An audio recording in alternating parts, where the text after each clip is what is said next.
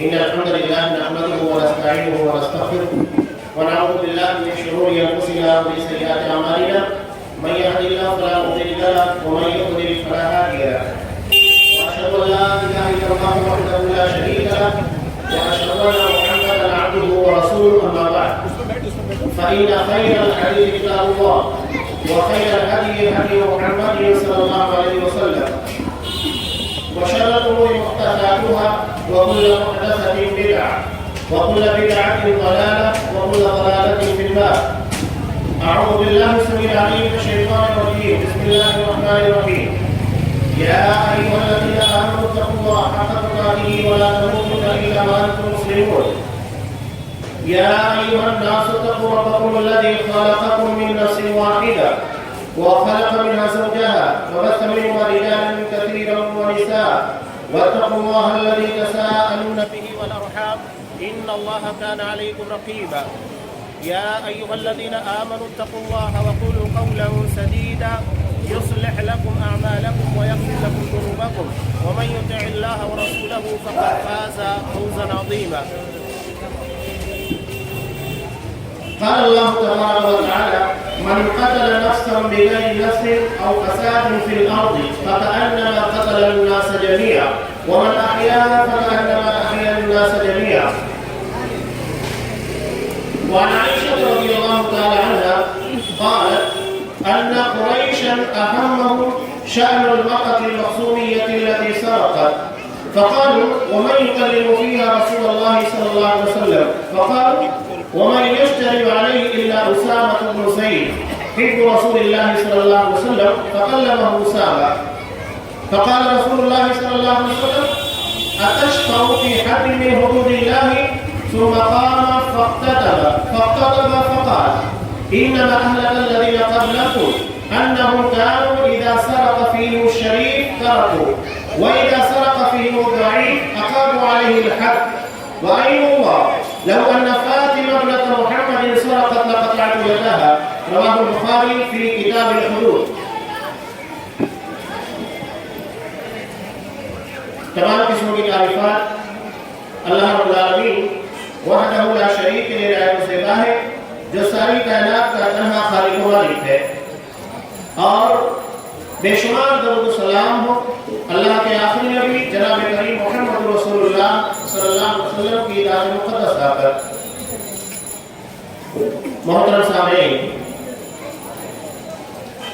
اسلام اور امن یہ دونوں ایک دوسرے کے لیے لازم و ملزوم ہے، اس لیے کہ اسلام کے بغیر امن کا تصور نہیں کیا جا سکتا، اور نہ ہی امن کا تصور اسلام کے بغیر ہو سکتا ہے۔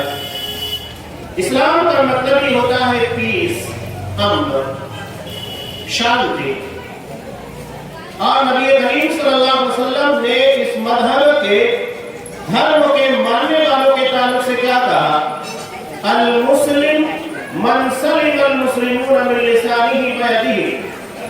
حقیقت میں مسلمان وہ ہوتا ہے جس کی زبان اور جس کے کردار ان دونوں سے دوسرے لوگ محفوظ رہے، مسلمانوں کو کسی قسم کی تکلیف نہ ہو۔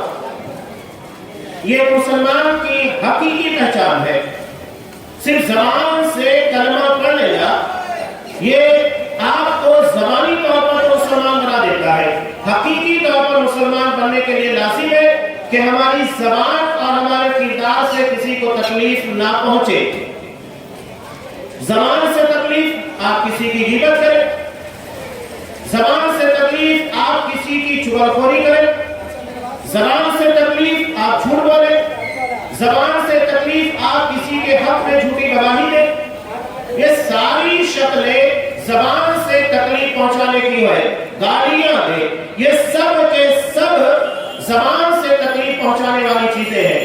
چنانچہ آپ صلی اللہ علیہ وسلم نے ان تمام چیزوں کے پر پابندی لگا دی۔ یہ جو جامع حدیث آپ نے بیان کی کہ حقیقت میں مسلمان وہ ہے جس کی زبان اور جس کے کردار سے، اس کے ہاتھ سے دوسرے مسلمان محفوظ ہے، یہ جامع ترین روایت میں حقیقی طور پر مسلمانوں کے معاملات کو پیش کیا گیا کہ مسلمان ہوتا کون ہے۔ गालियां एक बड़ा मसला बना हुआ है। बसा औकात लोग शौकिया तौर पर गालियां देते हैं और अगर हम किसी को धमकाना चाहे, डराना चाहे, वो गालियां दी जाती है। नबी करीम सल्लल्लाहु अलैहि वसल्लम ने इन चीजों के बारे में पाबंदी लगाते हुए कहा, निजाम में अमन को कायम करने के लिए ज़बान के पर, किरदार, मामलात के पर काबू रखना बहुत जरूरी है, इसीलिए कि यही सारी चीजें फसाद का जरिया बनती है। चुनांचे आप सल्लल्लाहु अलैहि वसल्लम ने कहा, सिबाबुल मुस्लिम फुसूक, मुसलमान को गाली देना, बुरा भला कहना, ये फिस्क है, गुनाह है। वक़ितालुहु कुफ्र, और उससे झगड़ा करना, उसके जान लेने की कोशिश करना, ये कुफ्र है। एक बहुत अजीब बात गालियों के ताल्लुक से, हमारे यहाँ उम्मी तौर पर गालियां जो दी जाती है ये औरत साथ को टारगेट करके दी जाती है, यानी किसी को बहन की गाली दी जाएगी, किसी को माँ की गाली दी जाती है। आज तक आपने नहीं सुना होगा कि किसी को बाप का नाम लेकर गाली दी गई या उसके भाई के नाम के साथ गाली दी गई। औरत साथ को टारगेट किया जाता है। माँ को, बहन को, जो अजीम रिश्ते हैं, गालियों के जरिए उन्हें पामाल किया जाता है। आप सल्लल्लाहु अलैहि वसल्लम ने ज़बान के पर पाबंदी लगाते हुए कहा कि अगर कोई किसी को गाली दे, बुरा भला कहे, ये फिस्क है, गुनाह है।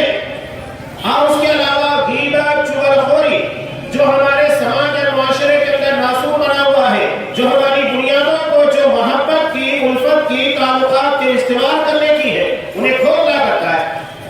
दो लोगों के दरमियान उनसियत है, मोहब्बत है, हो सकता है कि किसी ने अपने साथ में रहने वाले साथी के बारे में कुछ कह दिया, गुस्से में। अब एक शख्स ने सुना, ये उसे मालूम नहीं था। अब चुगलखोर जब इस बात को सुनने के बाद वहां जाकर चुगली करता है, तो नतीजा क्या होता है?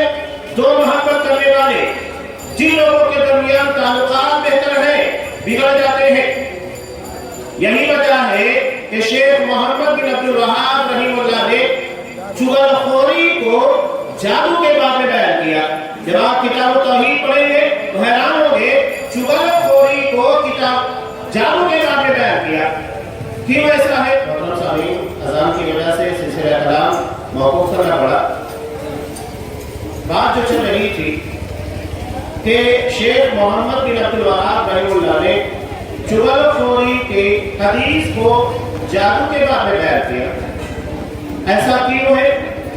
बज़ाहिर हम जब इस हदीस को पढ़ते हैं जहां चुगलखोरी के ताल्लुक से नबी करीम सल्लल्लाहु अलैहि वसल्लम ने इरशाद फरमाया, जैसा कि बुखारी के बात में, कि आप सल्लल्लाहु अलैहि वसल्लम का गुज़र दो कब्र वालों के पास से हुआ, तो कहा कि इन दोनों कब्र वालों को अज़ाब दिया जा रहा है और ये हमारे अपने एतबार से कोई बड़ा काम नहीं था, यानी हम उसे मामूली समझते हैं।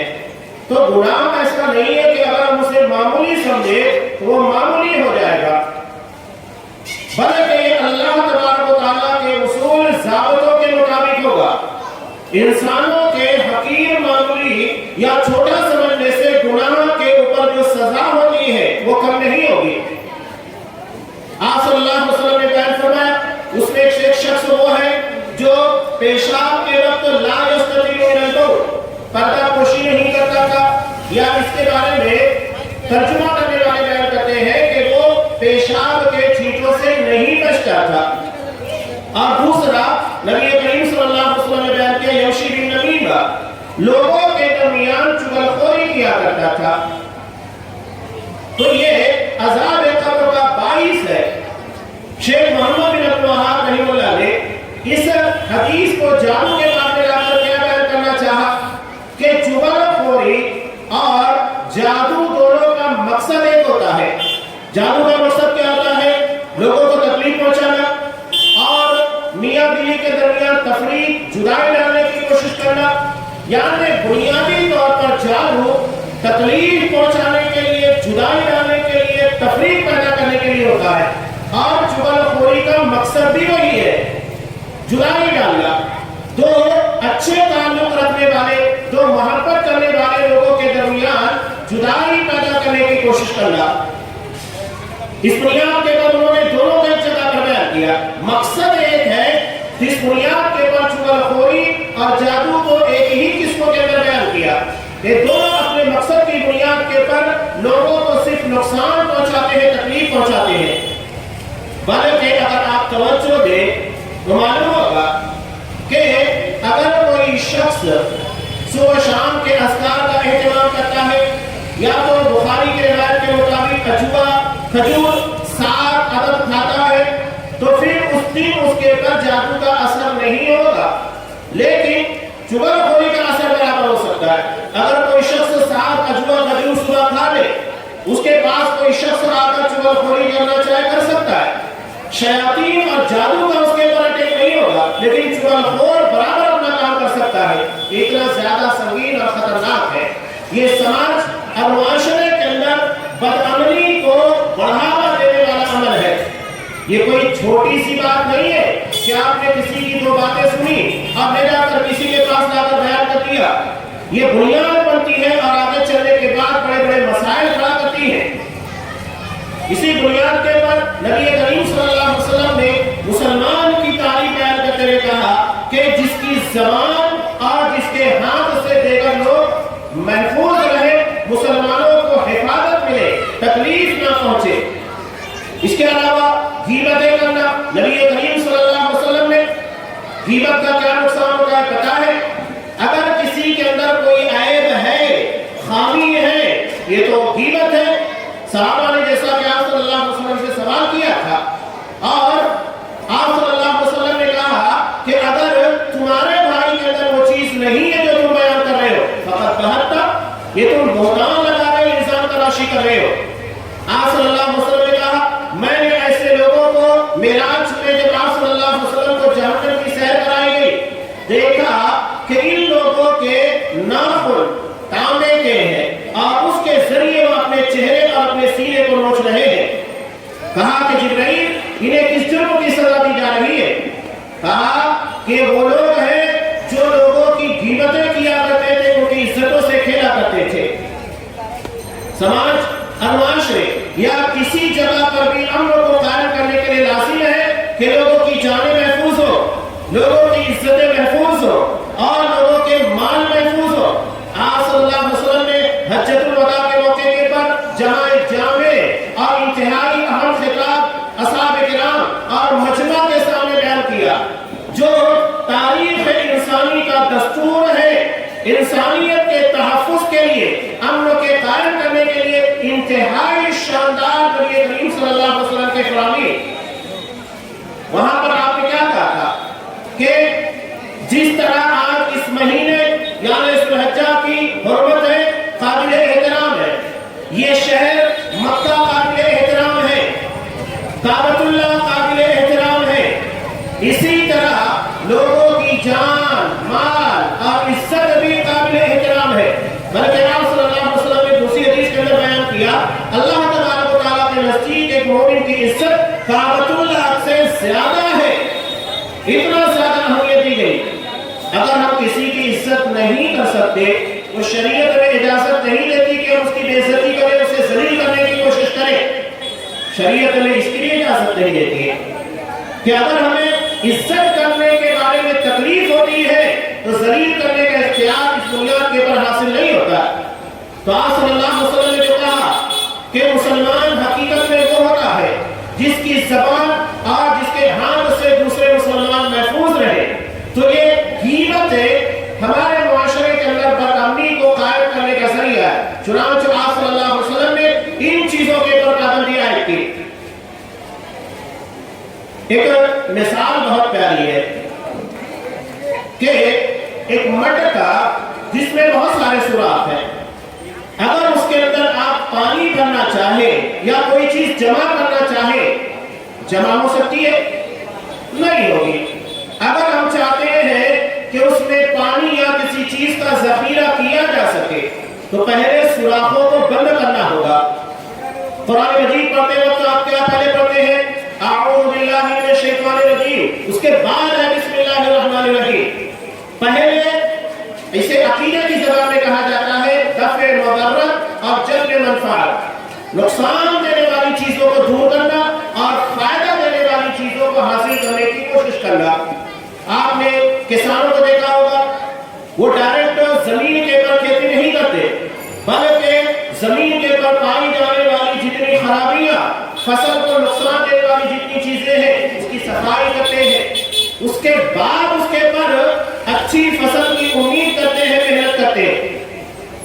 یہی معاملہ دراصل کسی بھی جگہ کے پر نقصان دینے والی چیزوں کو دور کرنے کا ہے۔ اعوذ باللہ کے ذریعے ہم نقصان دینے والا جو انسان کا اصلی دشمن ہے، شیطان، اس کے پناہ طلب کرتے ہیں تاکہ وہ ہمیں فکری طور کے پر یا قرآن مجید کی تعلیم کو حاصل کرتے وقت، اس کی تلاوت کے وقت گمراہ نہ کرے۔ اس کے بعد ہے بسم اللہ الرحمن الرحیم، اللہ کا نام اور اس کی رحمتوں اور برکتوں کی امید۔ یہاں جو مثال میں آپ کے سامنے دے رہا ہوں، ہم یہ چاہتے ہیں کہ اس مٹکے کے اندر کچھ چیزیں جمع کی جا سکے، تو پہلے ان سوراخوں کو بند کرنا ہوگا جو اس میں جمع ہونے والی چیزوں کو باہر کر دیتے ہیں، ضائع کر دیتے ہیں۔ آپ صلی اللہ علیہ وسلم نے جو زبان کے تعلق سے کہا، گیلا، چغل خوری، جھوٹ، شر و فساد کی جتنی باتیں ہیں، ان ساری چیزوں کے اوپر پابندی لگا کے حقیقت میں آپ نے نظام امن کو قائم کرنے کی مثال قائم کی۔ یہ جامع حدیث ہے، ساری چیزیں آپ صلی اللہ علیہ وسلم نے اس حدیث کے اندر لا کر جمع کر دی۔ اس کے بعد آپ صلی اللہ علیہ وسلم نے کہا، اس کے علاوہ آپ دیکھیے عدالت کورٹ جہاں ہم اپنے مقدمات اور کیس لے کر جاتے ہیں، امید رکھتے ہیں کہ یہاں سے ہمیں انصاف ملے گا، عدل ملے گا۔ اگر وہاں گواہیوں کا نظام ہی صحیح نہ ہو تو آپ کو کہیں پر بھی عدل نہیں مل سکتا، انصاف نہیں مل سکتا۔ عمومی طور پر لوگ کیا کرتے ہیں، جھوٹے گواہوں کو تیار کیا جاتا ہے، خریدا جاتا ہے، یا جو سچے گواہ ہوتے ہیں ان لوگوں کو کسی طرح پریشرائز کر کے دباؤ ڈال کر روک دیا جاتا ہے۔ جب جج کے سامنے گواہیاں ایماندارانہ طریقے سے نہیں پیش ہوگی تو پھر وہ فیصلے کیسے صحیح کرے گا؟ نبی کریم صلی اللہ علیہ وسلم نے اس عمل میں رکاوٹ ڈالنے والے، یعنی جھوٹی گواہیاں دینے والے، شہادت الزور، جب بڑے بڑے گناہوں کا تذکرہ کیا تب آپ صلی اللہ علیہ وسلم نے بڑے گناہ یعنی شہادت الزور کہا، علا و شہادت الزور، علا و شہادت الزور۔ پہلے شرک کا بیان کیا، آپ صلی اللہ علیہ وسلم نے بڑے بڑے گناہوں کا تذکرہ کرتے ہوئے ماں باپ کی نافرمانی کا، جب جھوٹی گواہی کی بات آئی تب آپ صلی اللہ علیہ وسلم بار بار ٹیک لگائے ہوئے تھے، ٹیک چھوڑ دیا، بار بار اسی جملے کو کہہ رہے، الا و شہادت الزور، الا و شہادت الزور، الا و شہادت الزور۔ صحابہ کہنے لگے کاش آپ صلی اللہ علیہ وسلم خاموش ہو جاتے، اتنا زیادہ آپ نے اس چیز کے پر توجہ دی کہ جھوٹی گواہی دینا، جھوٹی گواہی دینا، جھوٹی گواہی دینا یہ بڑے گناہوں میں سے، کبیرہ گناہوں میں سے ہے، اس لیے کہ جھوٹی گواہی کی بنیاد کے پر فیصلہ غلط ہوتا ہے، جو حقدار ہوتا ہے وہ محروم ہو جاتا ہے، اور جو حقدار نہیں ہوتا ہے اسے وہ چیز مل جاتی ہے جو اسے نہیں ملنا چاہیے۔ تو آپ صلی اللہ علیہ وسلم نے ان چیزوں کے پر سختی کے ساتھ پابندی لگا دی۔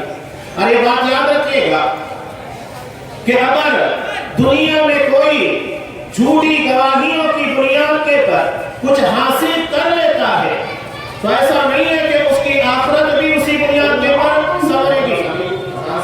بات ہماری جا رہی تھی کہ نبی کریم صلی اللہ علیہ وسلم نے اپنی جامع ترین حدیث کے اندر مسلمان کی جو تعریف بیان کی کہ اس کی زبان اور اس کے ہاتھ سے دوسرے مسلمان محفوظ رہے، اسی بنیاد پر غیبت، چغلخوری، جھوٹ اور جھوٹی گواہی دینا، ان ساری چیزوں کے پر پابندی لگا دی ہے۔ وقت کم ہے، میں کچھ اہم چیزیں آپ کے سامنے بیان کرنے جا رہا ہوں۔ ایک بات یاد رکھیے، انتہائی شاندار اور انصاف پسند قانون کو بنانے کا یہ کمال نہیں ہے، بلکہ یہ عدل کا ایک اہم حصہ ہے، لیکن ان چیزوں کو بنانے کے بعد قوت نافذہ یعنی اس شاندار قانون کو نافذ کرنے والی قوت بھی وسیع ہونی چاہیے۔ اگر قانون بہت شاندار ہے لیکن قوت نافذہ کمزور ہے، قانون کو لاگو کر ہی نہیں پا رہی ہے، تو اتنے اہم قانون کا عدل کے پر مبنی احکام کا فائدہ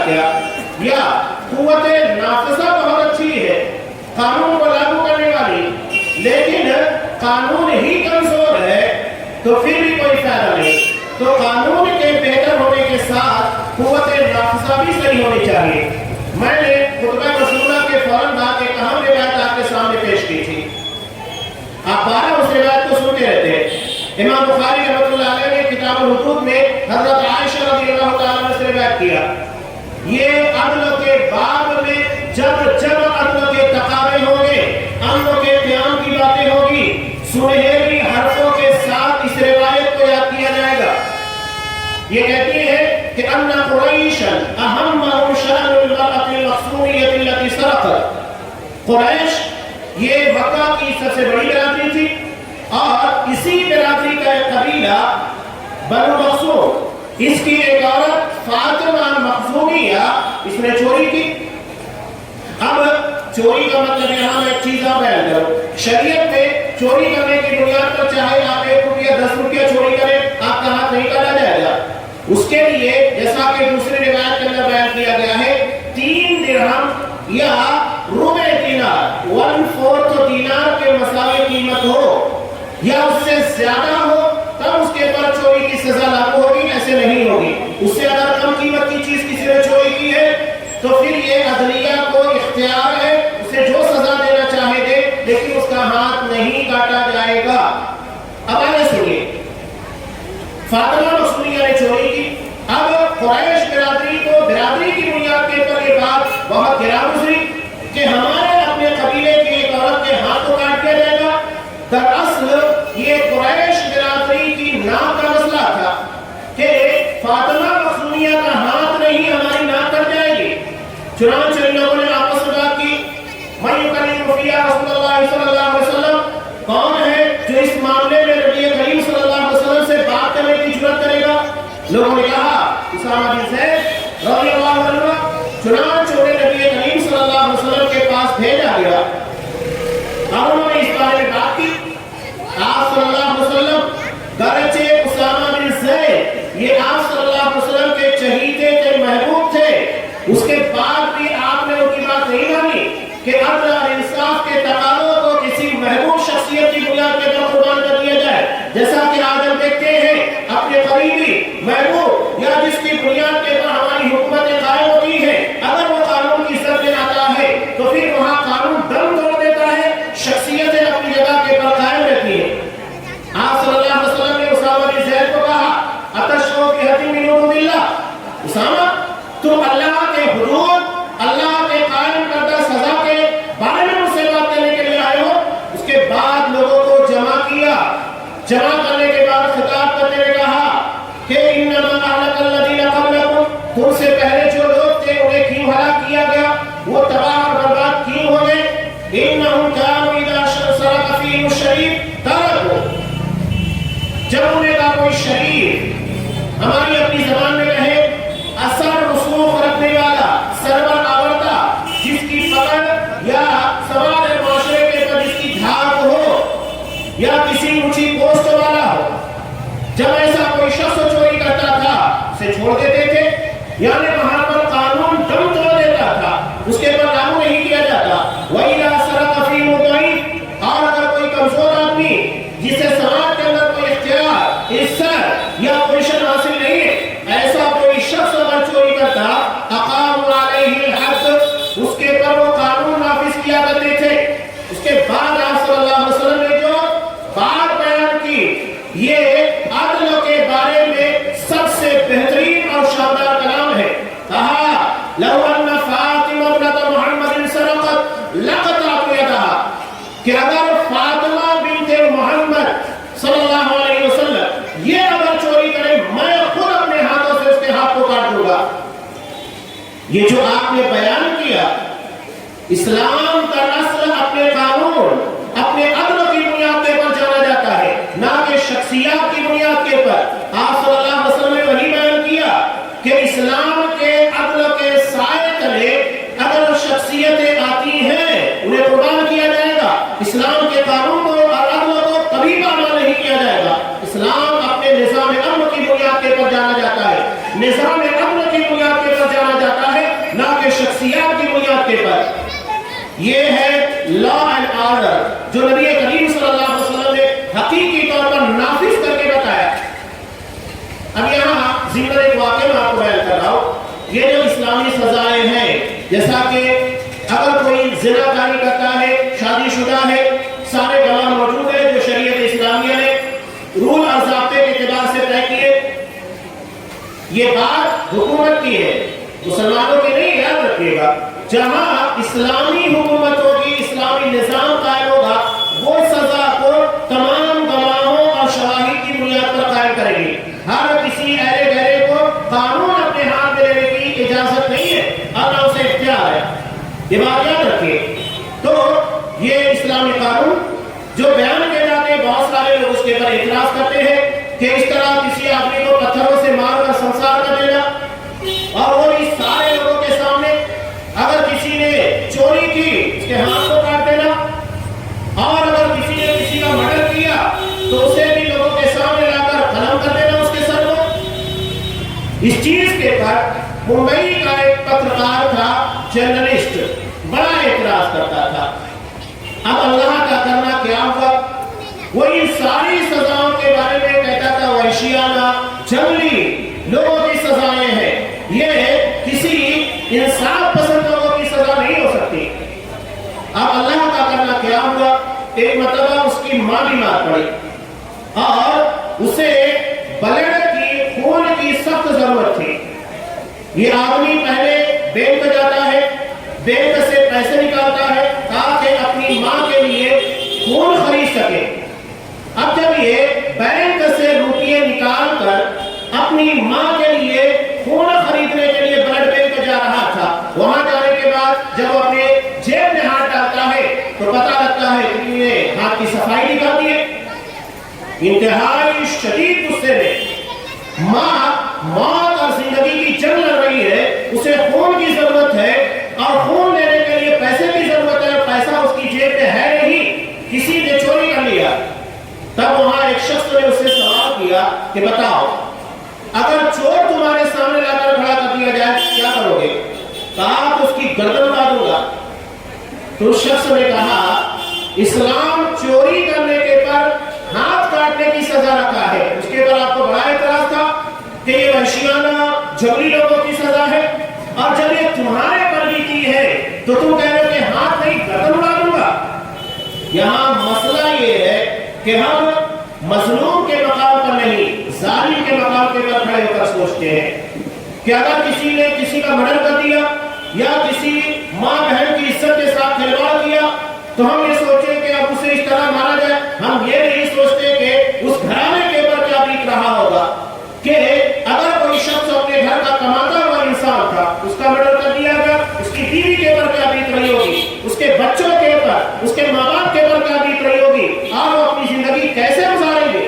یہی معاملہ عزت و ناموس کا ہے کہ اگر کسی ماں بہن کے ساتھ عزتوں کے ساتھ کھلواڑ کیا گیا، اس کے پر، اس کے خاندان کے پر، اس کے گھر والوں پر کیا بیت رہی ہوگی، ہم وہ نہیں سوچتے ہیں، ظالم کے مقام پر کھڑے ہو کر سوچتے، جبکہ اسلام مظلوم کے مقام کے پر کھڑا ہو کر قانون بناتا ہے۔ یہ بات ہمیشہ یاد رکھیے۔ ایک بہت اہم واقعہ اسی ضمن میں اقوام متحدہ کے اندر اس مسئلے کے پر مدعے کے پر بات چل رہی تھی کہ دنیا کے اندر دن بدن قتل ہے، جرائم ہے، چوری ہے، ڈکیتی ہے، عزتوں کے ساتھ کھیلا بڑھتا چلا جا رہا ہے، کیا کیا جائے؟ اس وقت سعودی عرب کے فرمانروا شاہ فیصل رحمہ اللہ زندہ تھے۔ یہ جسارت ہے، سیدھے کھڑے میں قرآن مجید کو لوگوں کے سامنے پیش کیا، کہا کہ اگر دنیا میں امن چاہتے ہو تو اس کے لیے قرآن کے قوانین کو نافذ کر دینا چاہیے۔ ابھی پیچھے کئی ایک واقعہ جیسا کہ دلی کا واقعہ پیش آیا اور بھی یو پی وغیرہ کے کئی معاملات پیش آئے، مسلسل پیش آتے جا رہے۔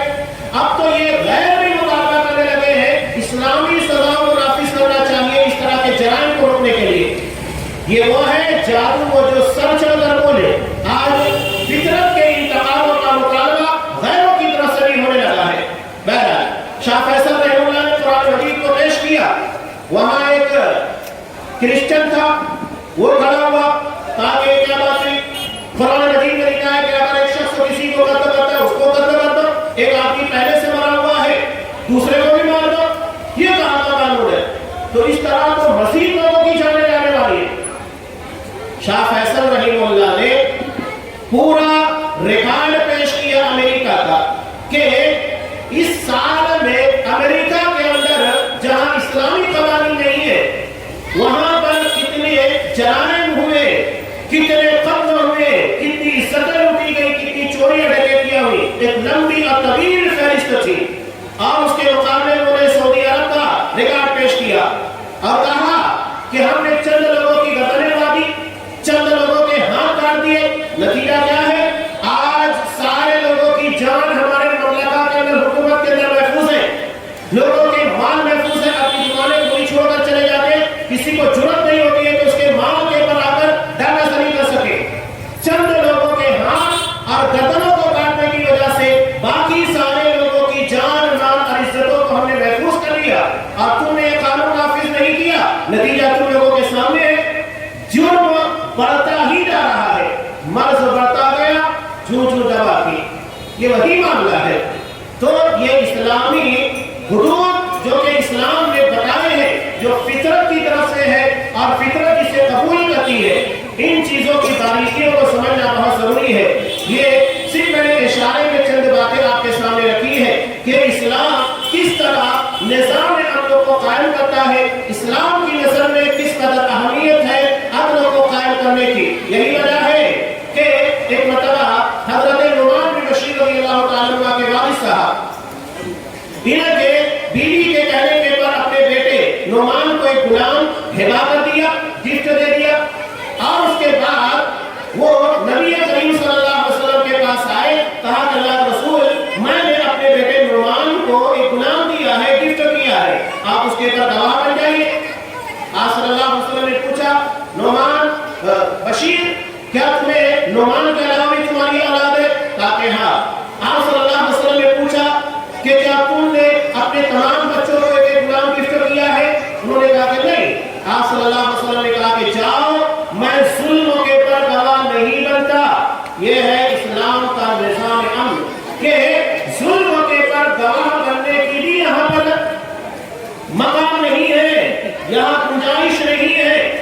تو یہ ابتدا میں نے جو روایت پیش کی تھی اسے آپ بنیادی طور پر یاد رکھیے گا کہ حقیقت میں مسلمان وہ ہوتا ہے جس کی زبان اور جس کے ہاتھ سے دوسرے مسلمان محفوظ رہے۔ ایک آخری بات کہہ کے میں اپنی بات کو مکمل کرتا ہوں۔ آج دنیا دہشت گردی، ٹیررزم کے نام کے پر جو جھوٹ رہی ہے، اس کے خلاف قانون بنانا اور اس کے بارے میں اقدامات کرنا، سب سے پہلے قرآن مجید نے اس کے بارے میں فتویٰ دیا ہے کہ من قتل نفسا بغیر نفس او فساد فی الارض فکأنما قتل الناس جميعا، کہ اگر کوئی شخص ناحق کسی کو قتل کرتا ہے، زمین میں فساد برپا کرتا ہے، دہشت کو بڑھاوا دیتا ہے، ٹیررسٹ ہوتا ہے، تو یہ گویا کہ تمام لوگوں کا قاتل ہے۔ اور اگر کوئی کسی ایک کی جان بچاتا ہے، اس نے پوری انسانیت کی جان کو بچایا۔ اور آگے چل کر قوانین بیان کیے کہ ایسے لوگ جو زمین کے اوپر فساد برپا کرتے ہیں، اللہ اور اس کے رسول کی نافرمانی کرتے ہیں، ان لوگوں کی سزا یہ ہے ان یقتلوا، ان لوگوں کو قتل کر دیا جائے، او یصلبوا، یا تو انہیں تخت ڈال کے اوپر پھانسی کے اوپر لٹکا دیا جائے، یا ان کے ہاتھ اور پیر کو مخالف سمت سے کاٹ دیا جائے، یعنی داہنا ہاتھ تو بایاں پیر اور بایاں ہاتھ تو داہنا پیر۔ اور ایسا نہیں ہے کہ اس کے بعد ان لوگوں کو چھوڑ دیا جائے، اس کے بعد انہیں پھانسی کے اوپر لٹکا دیا جائے۔ یہ قوانین دراصل جو شریعت بیان کرتی ہے، جب کسی کے اوپر ظلم ہوتا ہے آپ اس سے پوچھئے کہ اس کے دل کے اوپر کیا بیت رہی ہے۔ لہذا اسلام اس مقام کے اوپر گواہوں پر قانون بناتا ہے جو مظلوم کا ہوتا ہے، نہ کہ جو ظالم کا ہوتا ہے۔ ظالم تو اپنا کام کر کے نکل گیا ہے، اب مسئلہ مظلوم کا ہے، لہذا اسلام مظلوم کو اہمیت دیتا ہے اور اس کے درد کا مداوا کرنے کی کوشش کرتا ہے۔ تو ہم یہ چاہتے ہیں کہ ہمارے معاشرے کے اندر امن قائم رہے، تو اپنی ذات سے کسی کو تکلیف پہنچانے سے محفوظ رہیے، نہ زبان سے نہ تو کردار سے، ہر طریقے سے ہم جتنی اپنی طاقت ہے اتنا کوشش کریں کہ ہماری اپنی ذات سے کسی کو نقصان نہ پہنچے۔ باقی آگے حکومت کا، عدلیہ کا یہ معاملہ ہوتا ہے کہ وہ بھی بہتر قوانین کو بنانے کے بعد اسے صحیح طور پر نافذ کریں تاکہ